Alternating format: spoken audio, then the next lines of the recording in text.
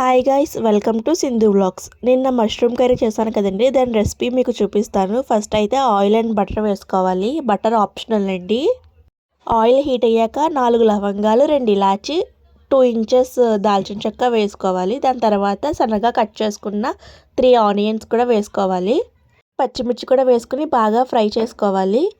తర్వాత మిక్సీ జార్లో 2 టొమాటో, కొంచెం జీడిపప్పు, 2 కొబ్బరి ముక్కలు, 1 కప్పు పెరుగు వేసుకుని ఫైన్గా పేస్ట్ చేసుకోవాలి. ఆనియన్స్ ఫ్రై అయ్యాక చిన్నగా కట్ చేసుకున్న క్యాప్సికమ్ అండ్ టమాటో కూడా వేసుకుని వాటిని మగ్గించాలి. అది మగ్గాక ముందుగా ఫైన్ పేస్ట్ చేసుకున్న టొమాటో పేస్ట్ని కూడా వేసుకుని బాగా ఫ్రై చేయాలి. దాని తర్వాత 1 స్పూన్ కారం, ధనియా పౌడర్, సాల్ట్, గరం మసాలా, అల్లం వెల్లుల్లి పేస్ట్, మష్రూమ్స్ వేసాను. మష్రూమ్స్ నుంచి చాలా వాటర్ వస్తుంది.